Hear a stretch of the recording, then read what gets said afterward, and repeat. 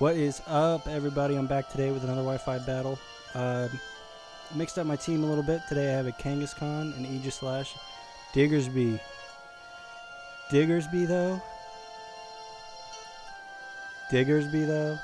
If you guys haven't seen Shofu's video on Diggersby, I'll leave a link in the description, and you have to watch it. It is literally him and Sky Williams.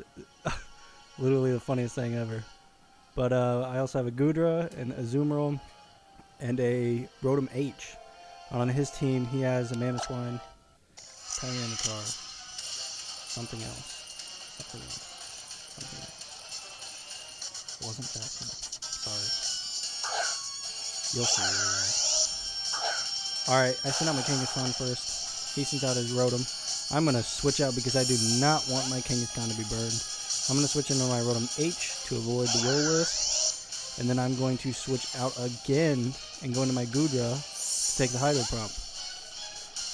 Now, there's a lot of switching at the beginning of this, but if you want to get that momentum at the beginning, you kind of got to keep switching around and around and around. But, he goes for the Will-O-Wisp here. I'm going to go for the Draco Meteor just to get some damage on him, because Gudra is a special attacker. It doesn't care about the burn. It doesn't affect it at all, except for the HP loss every turn. But it's not a big problem, because I only really need it for blocking some of the special attacks, because Gudra with an Assault Vest is just ridiculous. At level 100 it has 504 special defense with no special defense investment in EVs. That is just ridiculous. But I'm going to switch into my Diggersby, predicting him to either go for rest or to go for the Volt Switch. But he ends up going for the rest, and he has the Chesto Berry, so I'm going to get out of here because I can't hit it with any ground type moves. So I was expecting him to try and switch out, but it didn't really end up working. I'm going to go back into my Gudra. I'm going to take the Hydro Pump. Watch how much this does. Nothing. It didn't even, I don't even think I did 10 HP. The burn damage does more than a Hydro Pump. That is, if that tells you something. First off, Gudra resisted it, and two, it's just so bulky. But he's going to predict my Draco Meteor, which is kind of unfortunate for me. But I'm going to switch out because I want to save my Gudra for later. I want to keep it alive as long as I can. I'm going to switch out. I'm going to go into my Aegis/. Now, this Play Rough does so much damage. I was like, there was no way it did that damage. It had to have been a crit. And of course, he gets the crit hacks and just totally half health my Aegis/. At this point, I was like, great, I'm going to lose this battle. But I'm going to go, he predicts the King Shield, switches into his Aegis/. At this point, I'm like, my Aegis/ is pretty much done for. I'm just going to go for the Shadow Sneak. He's going to go for the Will-O-Wisp. It only does about 45% damage to that Rotom, which is kind of surprising, but I thought it would have done more. But you get what you get, and you don't throw a fit, right? But I'm going to go for another Shadow Sneak. It's not going to do anything now that I'm burned. It's going to take him down to half health. He's going to Volt Switch out of here. It is going to kill me because I am in my sword mode and not in my shield mode. And if you guys didn't know, it has base 150 defense and special defense when it's in shield mode, and then it switches to attack, base 150 attack and special attack when it's in attack mode. So the stats basically just switch. But I'm going to switch to my Diggersby. I know that I can take at least one Aqua Jet. I'm going to go for the Wild Charge, get rid of his freaking Azumarill because I hate that thing. I love it when I'm using it, but I can't stand it when other people use it because it's just so good. But I'm going to die from recoil damage. It wouldn't have mattered if I lived anyway because I have a life orb, and I would have died from that recoil damage. But I'm going to send out my Kangaskhan because I need to get this thing set up. I'm going to go... did I go for the Power Punch? Yeah, I go for the Power Up Punch because he switches in a Skarmory here. It's not going to do anything to Skarmory because Skarmory is really defensive. But I am going to go ahead and Mega Evolve and go for the Power Up Punch, just get that +2 attack after Mega Evolving here. Like I said, it's not going to do anything to Skarmory. Skarmory is really good. It's really bulky. It gets Roost, Whirlwind, Spikes, Brave Bird. Has a really decent move pool if you want to be a defensive wall that can set up some hazards and whirlwind the team around. I'm going to go for a return here just so I can get off some damage on this thing. And he's going to go for the roar. He's going to roar me out. He's actually going to roar me out into my Rotom, which was really good for my part because now I can use overheat on him. And Choice Specs overheat on a modest max special attack Rotom would have killed this thing 3 times over if he would have stayed in. But no, he of course is going to switch out. I'm going to go for the overheat here. Like I said, he's going to switch in his Tubby Custard. And it's not going to do squat to that thing. But I am going to switch out because I have Choice Specs on, and I know that I'm not going to be able to do anything to this guy, especially after the -2 attack after using overheat.